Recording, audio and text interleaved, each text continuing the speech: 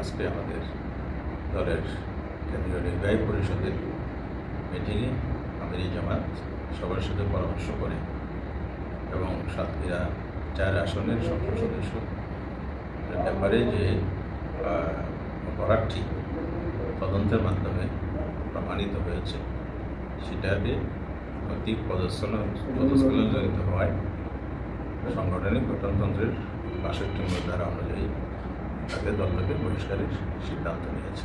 এরা প্রতীয়মান হয় দলের ঊর্ধ্বে ব্যক্তি নয়, সেটা জামাত প্রমাণ করেছে। আদর্শ নৈতিকতার প্রশ্নে জামাত সবসময় অপসীম ছিল এবং কঠোর সিদ্ধান্তের নীতি অবলম্বনিত করেছে, এই ঘটনার মধ্যে দিয়ে করেছে।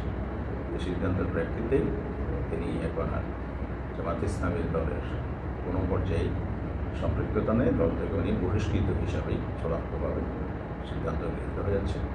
প্রেক্ষিতে আমরা এই সিদ্ধান্ত মাঝে এটা নিয়েছি যে নির্বাচন কমিশনকে আমাদের দলীয় সিদ্ধান্ত তথা ওনাকে জনাব ইসলাম সাহেব থেকে বহিষ্কারের সিদ্ধান্ত জানানো হবে।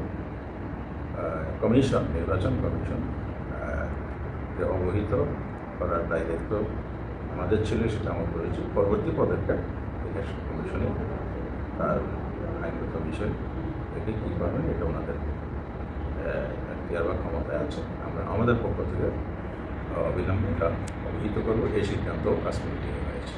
দলের আদর্শ নীতি নৈতিকতাকে বেশি গুরুত্ব দেয়।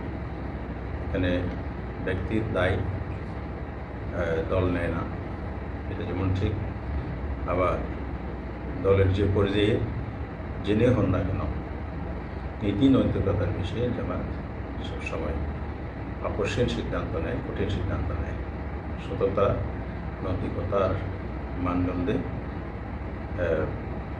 বিবেচনায় এনে যদি কোনো দলের সদস্য বা নেতৃত্ব পর্যায়ের যে পর্যায়ের হোক না কেন সেখানে নৈতিক পদস্খলন হয় এবং সংগঠনের বা মর্যাদা নষ্টের মতো ঘটনা ঘটে, সেক্ষেত্রে কঠিন সিদ্ধান্ত